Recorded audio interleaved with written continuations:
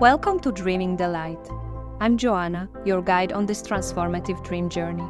In this podcast, we will explore the world of dreams, sleep, and rest, uncovering their remarkable healing potential, even in the most challenging times.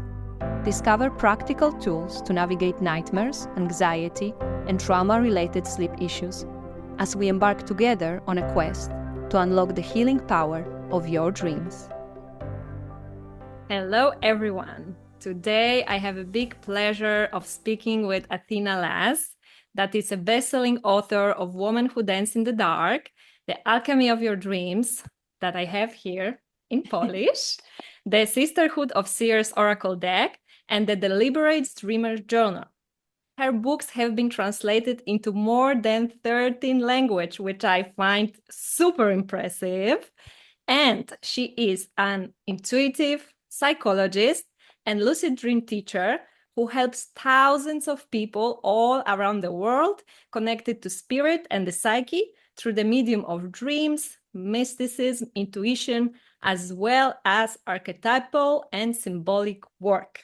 So, welcome, Athena. I'm so happy to have you here with us today.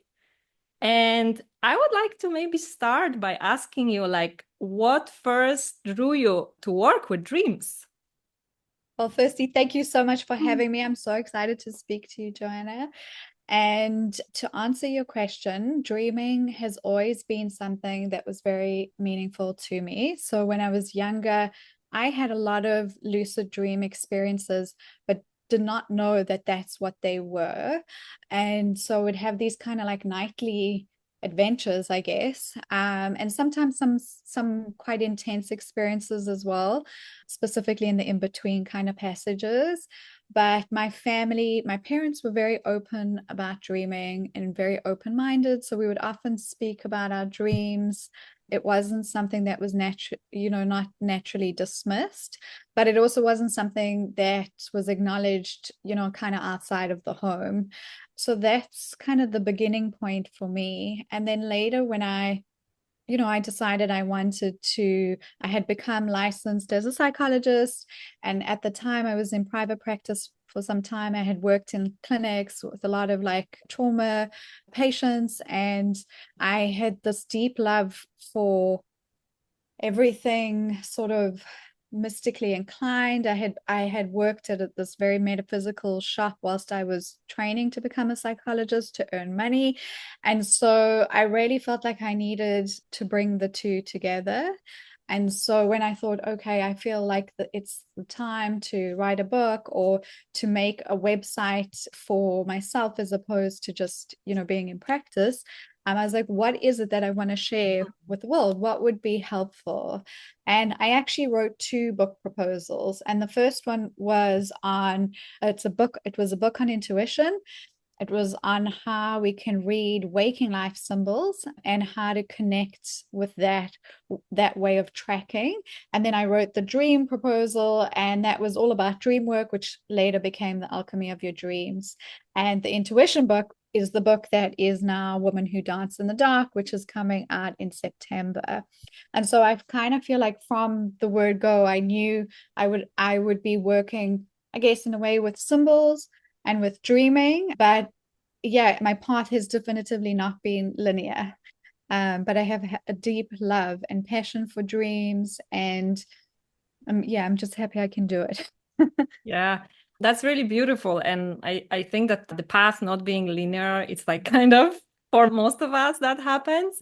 Yeah. But what you said about that there are actually 2 sides of the same thing, like working with our intuition and the inner knowing in a waking state, as well as the dream state, because this is something that I hold very closely to my heart as well, because one of the reasons why I find dream work so important and why I think that dream work is an incredible tool for helping us in so many things, but also, and maybe especially when we go through some kind of crisis, is that I really believe that through our dreams that are available to us every night, I need to highlight this, we can really connect to this place, to this inner knowing. And because our modern life is, quite overwhelming, and there are so many voices and so much noise and so much of everything, which is a blessing and a curse, at least for me. I feel that we really may get lost. Like, we really may not know what actually our inner voice is saying to us. That's why being able to connect to our dreams and also to pay attention. And I'm so looking forward to read this new book of yours and to know more about it, like how to read also those signs and those synchronicities and the things that happen to us in waking life, to eventually live life most authentically. This is kind of like something that for me, I realized during all my journey till now, is that it's one of the most important things. Yeah. And it sounds so beautiful in the way you explain it, and also like the gifts it offers us. Because like you're saying, when we're in crisis, or when the world feels very demanding and overwhelming, I think so many of us are feeling that right now. You know, it's so easy to fall into distress. And also life also can give you real tangible scenarios where you actually are in very distressing environments. And so to know that you have this resource that you can turn to no matter what's happening, that to me is immensely, just feels like immensely supportive and immensely relieving, because it kind of takes the pressure off. And I think what happens, at least what I've found in my work and working with people, that the more we rely on this, and I don't think it's a thing of perfection. Like, I don't think we ever naturally, maybe we do, but I have not done that, arrived at a point where I feel like, yes, I've got this so perfectly done that I'm, you know, oh, I'm slightly feeling overwhelmed, then I'm tapping into this amazing thing in that immediacy. But it is a process of returning there quicker. And the more we can do that, the easier I feel it gets. And I really do believe that when we approach that wisdom through openness, through listening, through really trying to receive what it is telling us, without our projections, we're generally guided in very positive ways. And then I have found, and I know you found this too, that the world around you then changes. And it's amazing, because it's not through a process of force. It's actually kind of through, it's both. It's a process of actively listening, but you know, you're passive in that you're knowing that there are greater forces that align things or bring things together. So I find that just to be so amazing. And I really feel like collectively where we can feel that. I mean, I think it's rare to speak to people who go, well, I'm not feeling anything that's happening, you know, I'm not being influenced, or I'm not feeling anything in response to what's happening in the collective, you know. So it's definitively interesting times, but our dreams are resourceful for us, you know, they're great resources. Yeah, couldn't agree more. And something that you just said, it's also really important, I think, is that maybe even the foundation level of this work is like showing people that they do know. Okay, because of course depends where you grew up and how your upbringing was. Mine wasn't so open, right? So I was told that I don't know, that someone else knows, that parents knows, and the priest knows, and the teacher knows, and the boss knows, but it was never really me. And I was questioning so many things, and it was really hard to change this belief. And dreams were actually something that really helped me with that, because one of the most powerful dreams I've ever heard, without going into too much detail about the dream, but there was this one sentence that was said to me that after I woke up, it completely changed this way of thinking. Like, it really totally erased this belief that I don't know, that there is someone else that knows better than me. Was that this lady in the dream told me, but everyone knows where north is. Okay. Oh, wow. So, and there was like huge compasses in the dream and all kind of things. But when I woke up, I was like, of course, like everyone knows what their inner truth is, where their north is. It's just the question of tapping into it. And this idea of not doing it by force, something that you also said now, it's really resonates with me too, because again, as you said, we maybe live again in such intense times that we must be doing and producing, and this belief that the more we do, the more we accomplish, and so on. And yes, we need to be active, as you said, but there's also this trust, maybe this knowing that we are able and capable and we can get there, right? Absolutely. I mean, that dream sounds so amazing and so powerful. And isn't it incredible how that one sentence, I mean, changed so much for you? But even now, like you just saying that, I feel like, oh, yes, that's so true. You know, that is so true. There's such resonance. Resonance is such a good word as well. There's such resonance to it. Yeah. You know, because it moves you in a different kind of way. And also, I really love that, the lady didn't say, where the North is. She said, everyone knows, right? Yeah, And I yeah. see it as a message to the collective that I'm not no special in any way, but everyone can really feel this way. And maybe because of my upbringing or what I went through during my life, this it really changed me. This, as you said, one sentence, one dream. Yeah, Oh, I mean, I know that did because here you are talking about dreams, doing all these that's wonderful right. things. But it just goes to show, you know, we all have those beliefs that we have to work to reverse, or to really just put down.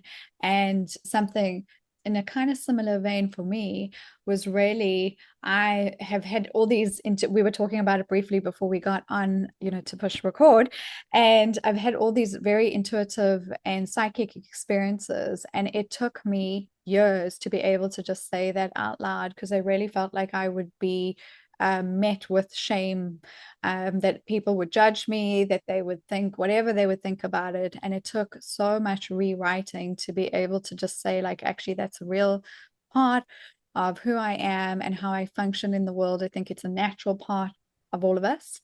I think we naturally receive actually psychic information when we sleep. There's huge research that shows that we often can have precognitive dreams as well.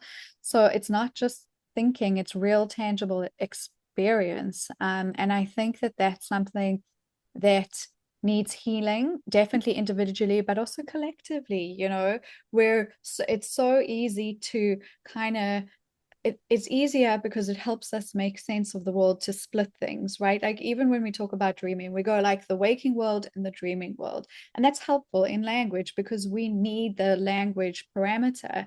But in reality, they are not split. We are not split. Our awareness is not split. We have a perception that that is the case. We have belief that that is the case because exactly like what you're saying, most people are taught that that is a very fundamental distinction, or that dreams are like day residue. If you're a modern thinker, telling people that dreams may be something different than like a mental processing or priming you, you know, the evolutionary advantage of it, oh, it's just simply priming you so that you're in safe situations. Yes, it is that, but it's also and something else.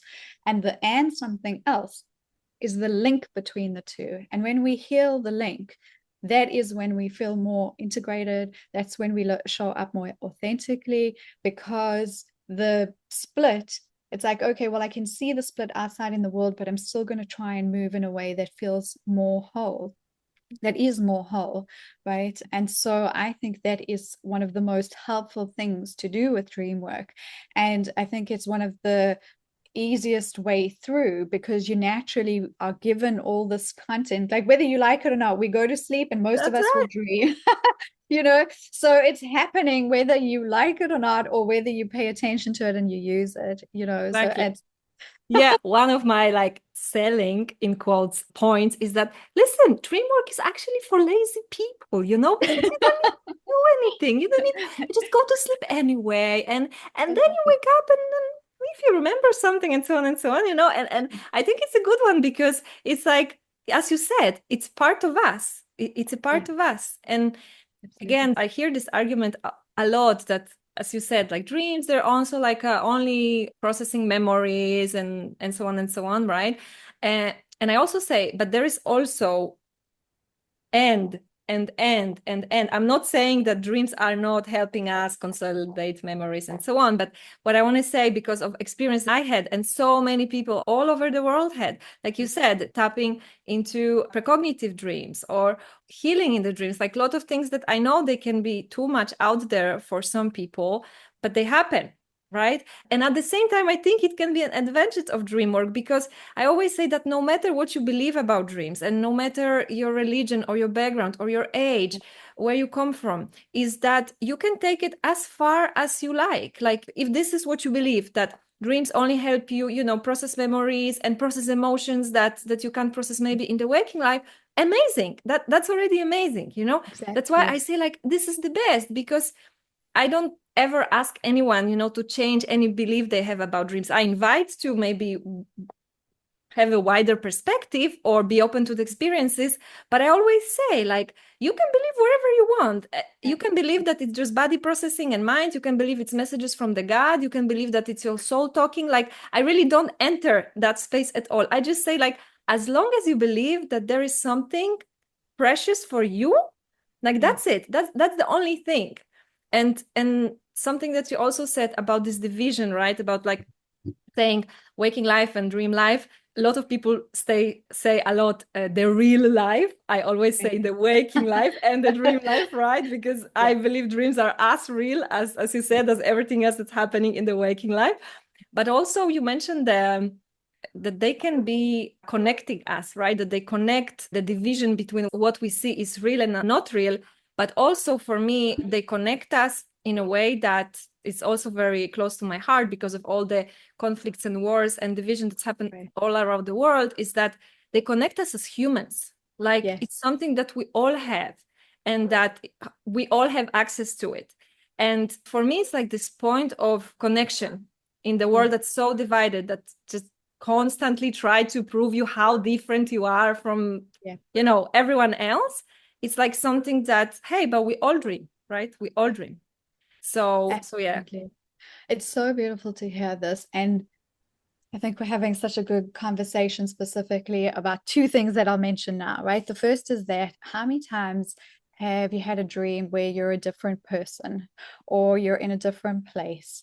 I've had dreams where I've been a different race, a different gender. I have been really wealthy, very poor in some of my dreams. And so dreams are so universal in that they connect us, exactly like what you're saying, to our humanness before all the titles, the identities, the separation that exists, and we can remember our human nature first, right? And I think part of also what you're saying is that we're living in times of extreme conflict and extreme division. And I think this is also kind of why, in a way, I was motivated to write this book that's coming out, right? So it's on an archetype that's not very well known, but it's called the medial woman archetype traditionally, right? But I write about it in a way that's called the medial archetype. And this archetype came from the mind of Toni Wolff, who was Jung's collaborator. She was also his lover at one point. She helped him journey in his unconscious processes. But what this archetype is, what it's one of its most amazing features, and her definition is that it is an archetype that arises when there is extreme polarization, right? And it's a natural mediator, but it's also a mediator between unconscious and conscious imagery. In other words, exactly what we do in dreaming. When we're faced with crisis outside in the world where division is a really real thing, we collectively, I feel, start to dream and remember different ways of moving through the world. And so this archetype, this kind of force, is one that links, what I love about it is it links the dreaming world and the waking world, but it also links the individual to the collective. And it also links the individual, the psyche, to the spirit. So like Toni Wolff, when she wrote about it in the 50s, she meant it in a mediumistic sense. In my work, I look at that, but we take it a bit further. And so I think anyone who's talking about dreams at the moment, or talking about any kind of work that requires introspection, that can offer pathway to healing, that can offer pathway into self-knowing, and greater self-understanding, we are stepping into a realm where what comes up isn't always linear, right? And it's not always structural. it can be very structural in the symbolism, but it's so fluid, and in that fluidity, we remember that we're connected. And exactly like what you're saying, there's so many reasons right now to feel like separation is a good idea and division is a good idea. But then, like you're saying, when we remember our like humanness, that we're all human, we're actually all having this shared experience, whether we acknowledge that or not. We all have ideas about what it means. Ultimately, none of us really know absolutely. I guess we can all say we have deep feelings and beliefs about it, but we are all seeing a truth in maybe the same truth, but in multiple ways. So I think dream work lends us towards empathy. It lends us towards connection. It lends us towards interesting symbols and even new archetypes that can come up in consciousness. And it also lends us towards healing, I think, in magnificent ways. Like, for example, when tsunamis tend to happen, people worldwide will often dream about that. And they may dream about, something may happen in Asia and someone in New York may be dreaming about that. And so you were so fundamentally connected to one another. And we are also fundamentally connected to nature, and so I think that's the great remembering that our time is kind of collectively calling us to acknowledge. And I really think humanity will have to remember quite quickly. Yes, Yeah. I couldn't agree more about the quite quickly, especially. So would you like to say a little bit more about the book that it's coming out in September, about this archetype? I must tell you, I'm not that familiar with this archetype. So if you would like to say a little bit more about that. So she's not a well-known archetype. The medial archetype is often misunderstood, has been named many things, has been forgotten. And I think there's a good reason for that, which I kind of touch on in the book, but it's a long conversation. But in essence, it's really the archetype within us that helps us to mediate inner and outer tension, personal, collective tension.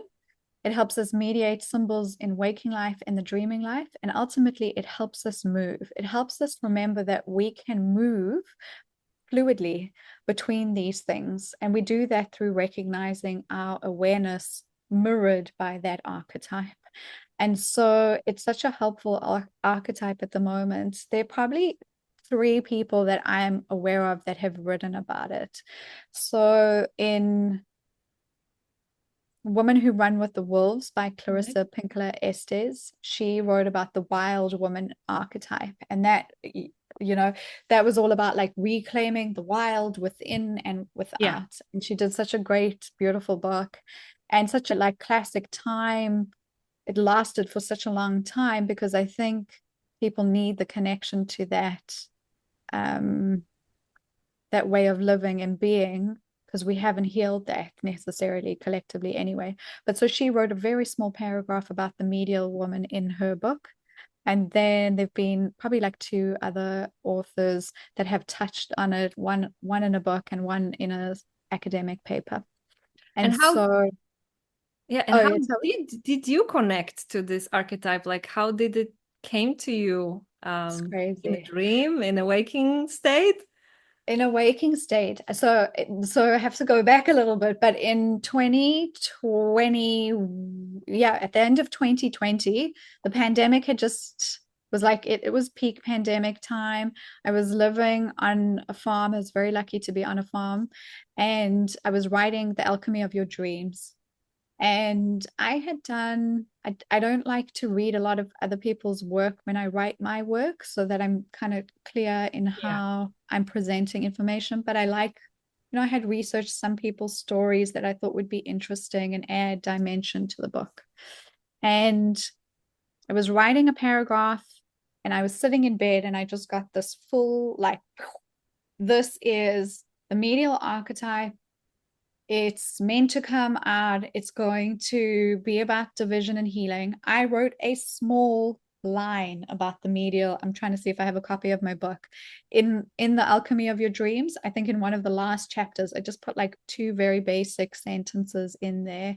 And then I emailed my agent and I said, this is the next book. This is what I want to write on. And then she said, you have to be patient. Of course, there's so many things that go into it. Alchemy needed to come out. And something that I love about books, or at least in the way I have created my journey of creating with these big concepts, is that I sometimes feel books have a life of their own in terms of when they want to come out, as kind of crazy as that sounds. And I think this archetype needs to be remembered now, and I think more people are moving towards that. And so that's kind of how it came up for me. And there was such little information about it, because the woman Toni Wolff, who wrote it, who conceptualized this archetype, she wrote a very small paper. It's probably like 15 pages. It's called The Structural Archetypes of the Feminine Psyche, or something along those lines. And she outlaid the psyche in 4 fundamental ways, and one of the ways is the medial woman. And it wasn't really, I don't think it was very acknowledged paper in her time. I know some people have written against it, like why it's not a theory we should follow, and other people saying like it absolutely is. But I think because she touched so deeply on topics that are outside of the spectrum of structure that are very quantifiable. It's very hard to say to someone, like, how do you prove that you've had like precognitive dream bar sharing, oh, well, here I wrote it in my dream journal on that date, and then that's what happened. So it's a very hard way to kind of quantify that. And so I think that's part of the reason why we haven't heard about her.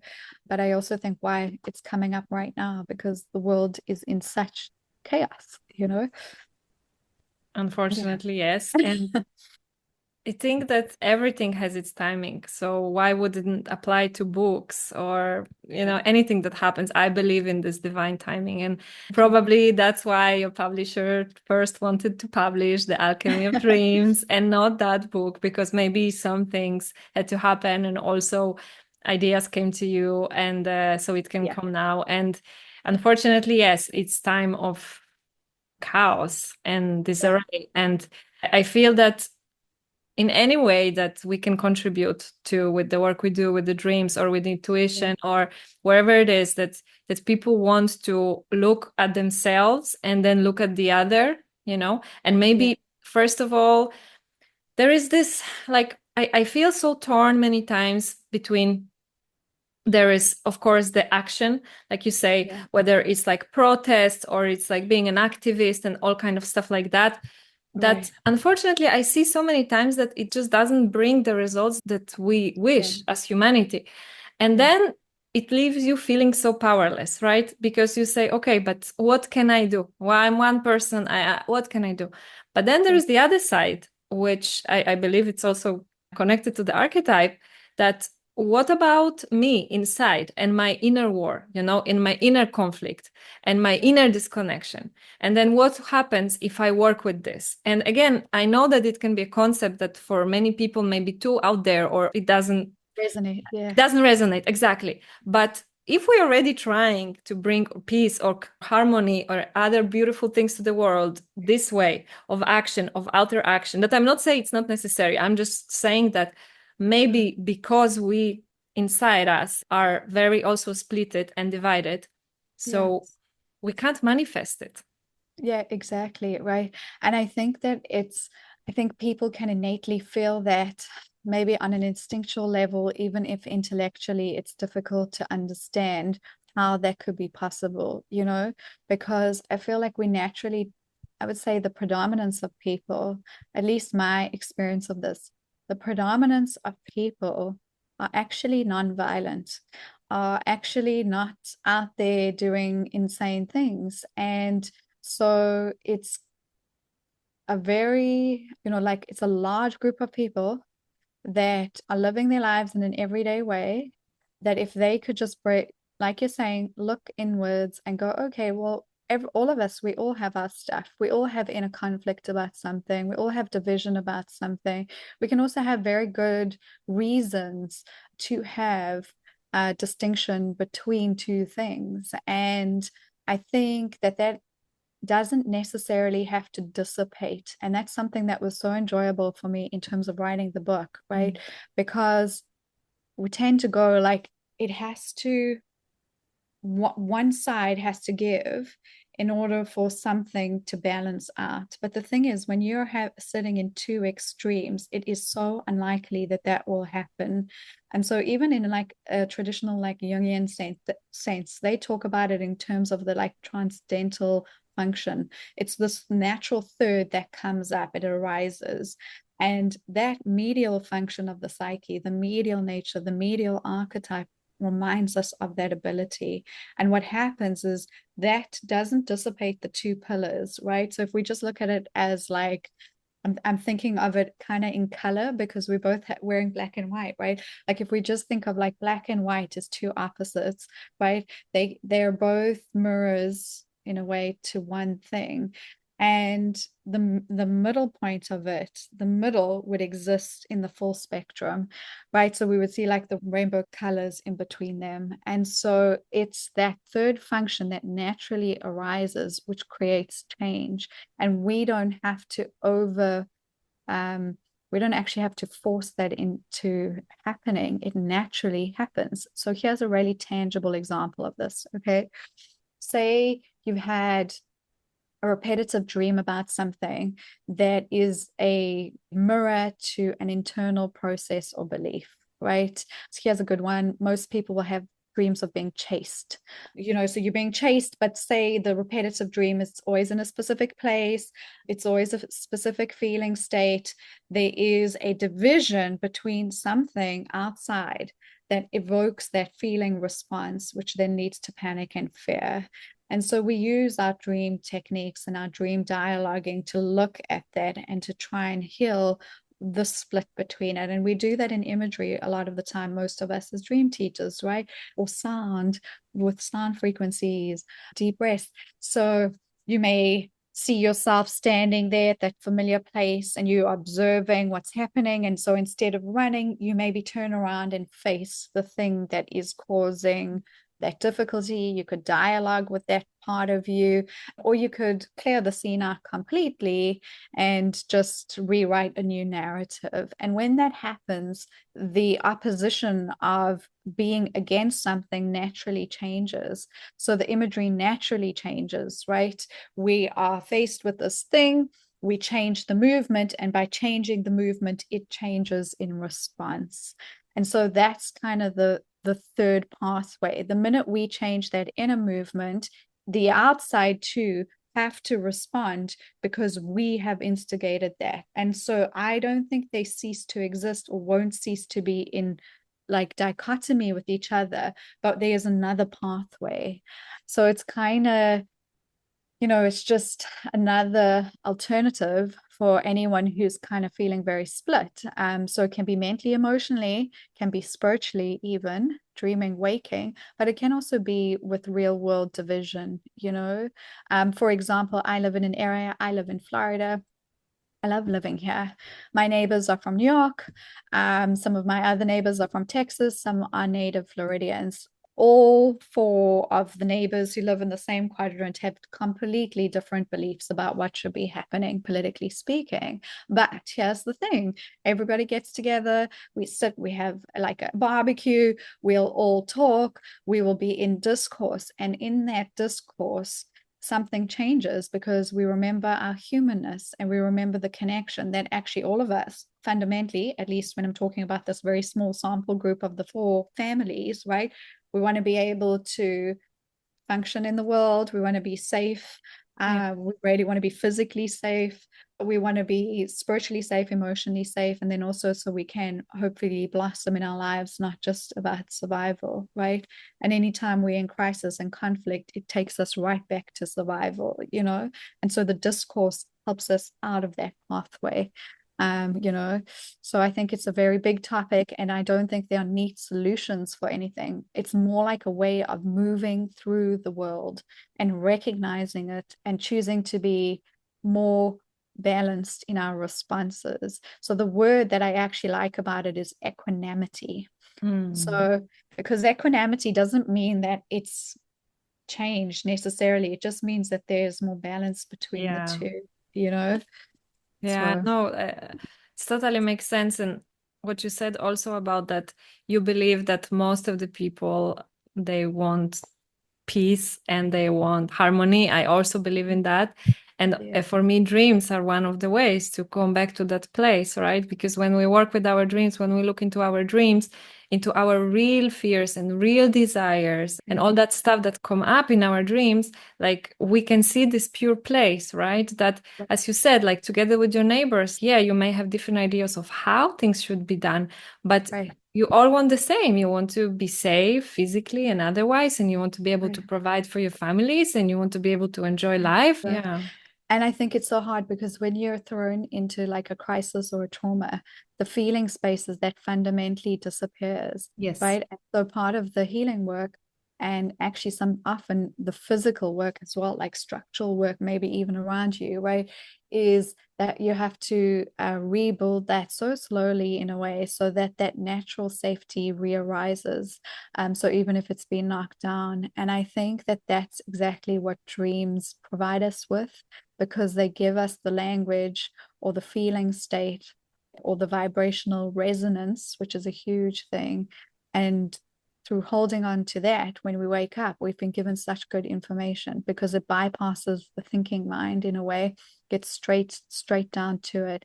I think in the same way, there's like epigenetics, you know, and we see how that's been passed down. Like I Yeah. think the dreaming can help us literally, I think it does it in real time. Like when we're dreaming and we're receiving in that way, it's that's actually happening in that real time moment. And then when we're waking up, we're receiving memory of that, or the mind is structuring that in a way that is helpful for the psyche to understand. I also understand that belief is quite out there for most people, but the more I do that, that is really what I'm leaning towards, you know. And so I feel like exactly what you were saying earlier, though, you've got what I love about dreaming, specifically actually lucid dreaming as well, is that you don't need to take anyone's word for it. This is what's so liberating Yeah. about it, right? If you have a few basic tools at your disposal, like you know how to do like one or two really great things in dreaming or with dreaming, Yeah. you can go and do this for yourself.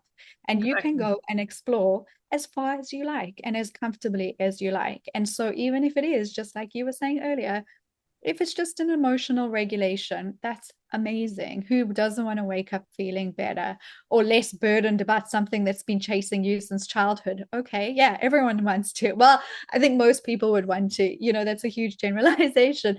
But so I feel like it's just a personal pathway and choice. But I do think what we will see, I feel in the future actually, is that I think shared dreaming is going to become a real thing. Maybe not necessarily like 5 years from now, but I do think like it will be something that's very, very real. I think lucidity is going to enter, it's already has. Yeah. I think it's going to enter in ways that is so interesting and so much more like multivaried and mainstream than it is currently. I think it's going to be so normal. And I think that that is going to change fundamentally how people view the structure of reality, which will change a lot of things, hopefully for the positive, you know. I just think it's the danger, I guess, is it not being commodified for specific use, you know. But that's a whole Correct. other That's it's a you know. subject for another episode. Yeah, Yes. exactly. um, We'll do all our guesses and we'll see like 5 years down the line. let's do that. Were I'm we down right to it. about it? Um, could you share with us maybe like a specific dream that you feel that help you in times of crisis? And it can be any kind of crisis, just like maybe an example and how did it help you? What did you do? And so on. Sure. So I'm just trying to think of maybe like a more recent dream. Let's see what kind of comes up. Okay, it wasn't really like a crisis, but it was a definitive like integration point for me. All right. So I was needing to make a big decision about something. I was feeling a lot of fear around it. I was having a lot of doubt, and I had this dream where and this is actually a dream that's in the book, the upcoming book, but it's a good dream, right? So I have this dream where I'm at a game park, but it looks very ancient in nature. It's got like a very old stone. I'm with two people that I know in waking life. One of them decides not to come into the building with us, and he decides to go on the right path. And I say to him, I think if you go that way, it's going to be much harder for you. Because in the dream, I really felt that. And he said, it's what I've got to do. And so, like, we give him something and he goes off. And then the two of us go into the game. And it's this like whole journey into this gamescape. And a man appears in the dream and he is in water and he's half in water, half out of water. He's holding like a long staff, and I see him. He like gives me smoke in the dream. Mm-hmm. Then the scene, you know how like dreams are, that the scene changes. I'm all of a sudden back in like the game space, moving up these moving ladders, and I recognize that he's behind me and that all I have to do in this dream, because there are lots of like snakes moving along the walls, and I'm quite creeped out by that in the dream. So I know if I just hold in the pathway and just go down the middle. This is also at the time of writing the book, right? So it was very in my psyche. Like I could just go down the path, up the path, and I would eventually get out of this game. And then at the end of the dream, I recognize this man is the same man from earlier, but he's much older now. And Oh. I'm meant to give him something at the end of it. So there's like this drink stand, and I give him a green juice in my dream. And I like hand it to him, and that's kind of the end of that one segment. And then the dream goes on. It's quite a kind of long dream in that it had like 3 sections to it. But when I woke up, I felt immensely peaceful about the fact that I couldn't really make a wrong decision other than not moving towards something. And so I felt like I was at a crisis of a crossroads, not knowing what to do, really thinking it as much as I could. I literally wrote list after list. I meditated, I did the whole thing. I still felt really uncertain. And it had big consequences, right? There were big consequences for like the next couple of years of my life. So I felt like it was a really big decision. And the dream made me feel like there is something so active about the medial way of living through things. Even in Buddhism, they talk about the middle path, right? There's this very ancient way of living through things that doesn't need to be so chaotic. And the duality later in the dream reappears for me. And the duality is what I was getting stuck in. So when I just decided, okay, well, I'll just show up and move in this way, and that will open the pathway in a much easier sense. And I made a decision, and things did move, and they moved in ways that I actually didn't foresee. So not necessarily crisis, like in terms of a trauma, but definitely distress about like having to make a decision and make it quickly and make the right decision. And then so from that dream, I recognize like they're really different pathways. Some of them are easier than the others, like my friend at the beginning of the dream. I think that was very symbolic of that, like recognizing that internally, that there are actually much easier pathways than other Yeah. pathways, and really acknowledging that and noting that, so that that's not something like I don't believe in like naivety in that way, right? I don't want to take an action and think like, oh, this is going to just like magically work out, when actually you probably know that no, it's not going to. But I also don't want to move through the world in a way that feels so structured when it is feeling like I need more movement between structure and receptivity, and to allow that movement to happen easily. And so that's kind of what that dream gave me. And it also gave me a really good image of a medial archetype in male form, which I had not had because, like I said earlier, this is not really a concept that's spoken about, even though there's lots of imagery and myth. And I'm sure people, if the book does arise in consciousness, they will find lots of images for it, so it was like a dual purpose dream at the same time for me, but also what the work I was doing, and then hopefully for people reading the book. And that's also something that I love about dreams, right? Even especially linking it back to crisis, right? We can receive information on a personal capacity that can be so helpful.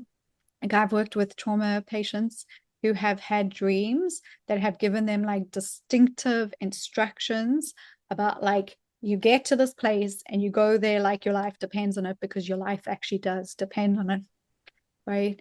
And then at the same time also understanding that there's like some like movement in that can also be collective, not knowing that, like, I'm trying to think of a tangible example because it's so like kind of in the ether at the moment. Well, here's one, not exactly crisis, but I had a patient a long time ago when I was still in private practice doing that, and he was clinically depressed, and he had a lot of addiction issues, and was really working through them very bravely and honestly, and would show up. He was doing like all the hard work, and he'd really hit this like peak point in his treatment. Like, he actually didn't really feel to some degree that he should still be like in that healing process. And then he has this dream where he's driving up a cliff, and he's driving the car, and if he just like swerved a little bit, he would literally like topple and the car would fall over and he would die.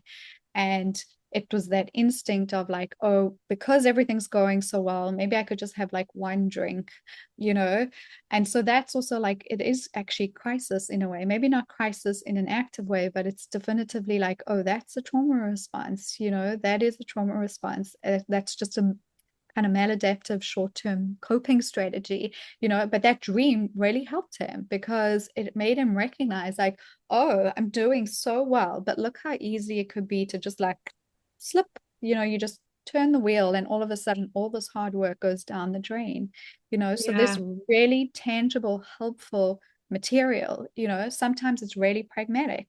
I've had people literally dream about like needing to go to an office to see a specific doctor, they'll Google the doctor and the doctor will be there, so they've had experiences like that. Just there is so much helpful information in our dreaming, and I think when we're in crisis, the main thing is well, at least my experience of this personally, and then also like art with working with people, crisis, trauma, what it does is it robs us of the fundamental safety of feeling like you can move forward with ease, and also to make good decisions because your system is in an overdrive, right? And it is so hard when you're in that state to naturally like calm the body down and the psyche, reweave the psyche to a place of a better equilibrium, right? And so what I think is so helpful in that time is our dreams naturally do that anyway, but we have to recognize, like, when we're in those moments, how we're thinking about things, it's not necessarily clear. So we need to go for clarity in a way that's helpful for us. And it can be from an outside person, it can be from a dream, can be from a book, whatever it is, there's so many pathways. Yes. Thank you for sharing the examples, yours and of your clients. And I really think that the whole point for me doing this work and having this podcast and talking constantly about dreams is that I see such a lack of education in the subject of dreams, because I truly believe, again, I cannot confirm that, but I believe that we all have those dreams, those warning dreams or those advice dreams or those healing dreams. But because we don't pay attention to it, like, people walk this life thinking that they never had an important dream, that, oh, maybe this happened just to the other person. Oh, it happened to this guy from Athena therapy, but it never happened to me. But the thing is that it most likely did happen to you. You just didn't pay attention to it. And I feel like it's such a resource that we waste, in quote, because of lack of understanding how helpful it can be. And the example of the car on the cliff, it's a perfect example. I had also myself dreams when I felt like driving the car, it's out of control. I'm entering the crossing and cannot stop, and so many things. And it was just like, wow, I am completely out of control, you know, like, wait a minute, where in my life I'm out of control. So again, it does not need to be a huge crisis, right? We don't need to suffer from so complicated PTSD or had terrible things happen to us, even though so many of us experience in personal and collectively terrible things happening to us, right? But even this, like being able to say, wow, what is really happening inside of me, without the denial of, no, everything is fine, because I hear it all the time. It's our coping mechanism, and also trying to be positive and the good vibes and stuff that goes a little bit too far, right? too Anything far.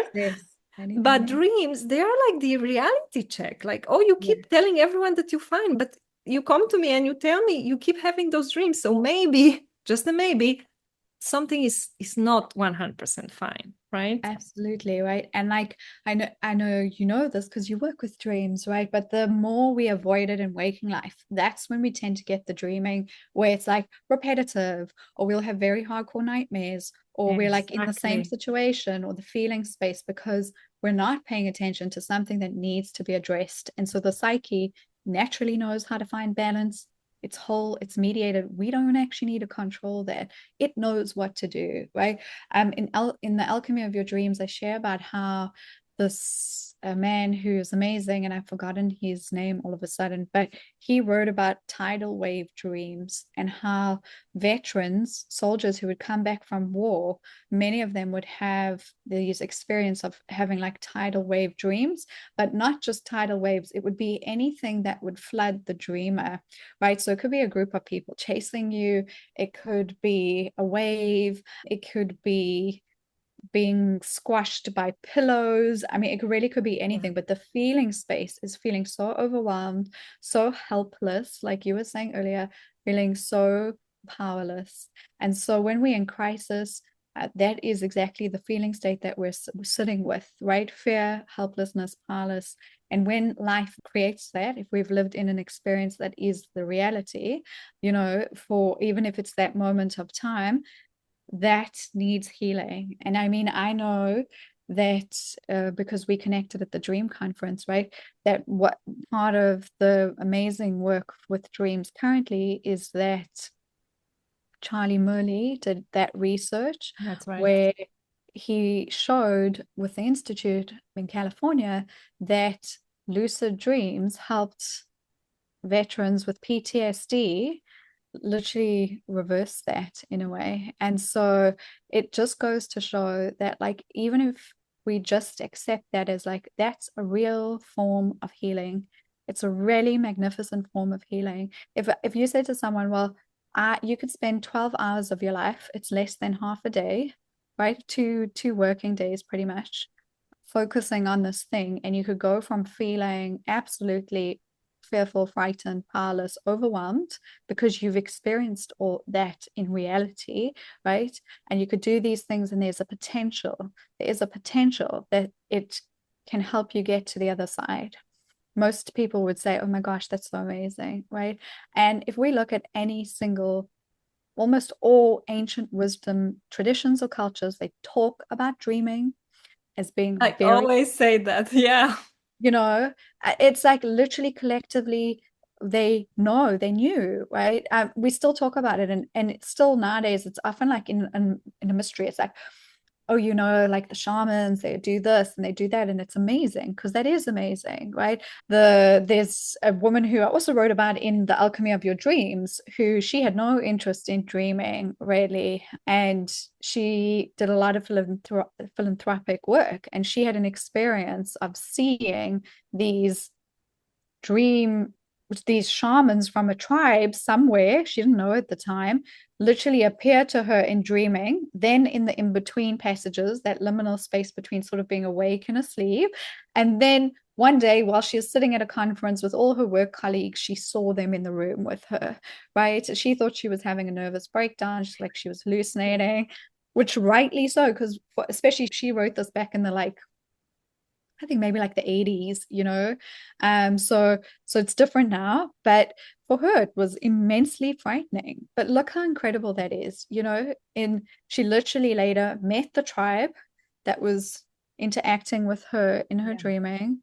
They were a very reclusive tribe in the Amazon. She helped them set up nonprofits it's responsible for saving a large part of the rainforest, Incredible. And so yeah, and this is the perfect example of what I was saying, that like she was not special, again in quotes, like it can happen to anyone. Everyone can have this experience, and this connection, can feel and experience in waking life this connection once they start to pay attention to their dreams. That's right. And I think that's what I love about this so much. This is not, you don't need to be gifted, you don't need to be talented. We're naturally born with this. I think the same, we're actually naturally born intuitive, to be honest. I really think it's the exact same thing. You're not special, you're not gifted. You're literally just learning how to pay attention to subtle cues, and you train the memory, and you train like your muscle memory to receive, right? And I think dreaming is the exact same thing, so if anyone's listening and thinking, well, I haven't ever had that experience, or, oh, Athena, that sounds great, like you're patient or whatever, my advice is don't take my word for it. Just dream journal. If you can dream journal for 40 days, just 40 days. It's actually not so long. People say, oh, that's a long time. It's really not in the grand scheme of things. Just try, see, and sit back and see if you can see a theme. Sit back and see if your dreams become more vivid. Sit back and see if you start to see symbols in waking life that mirror those dreams, and maybe you do, maybe you don't. I'm lucky that I haven't ever had anyone come back to me and say, no, nothing happened, There you go. So something always happens. And I feel like for people who have like dream drafts, I know a lot of people will say, I can't remember my dreams even though I want to. Then I just think start to work in other pathways, like yoga nidra is a great pathway. Sound is a great pathway. Take the pressure off, and then try and remember the last dream that you had and write it down. And that writing is such a symbolic act of reconnection and physical act of reconnection. And then just see what arises. Dreaming for me as is healing is something that can be rhythmic, can be a lifelong process, and can also be a practice that we return to when we really need. Sometimes that's more than others, and other times it's just more long term, where, like we were saying earlier, there's no perfect way.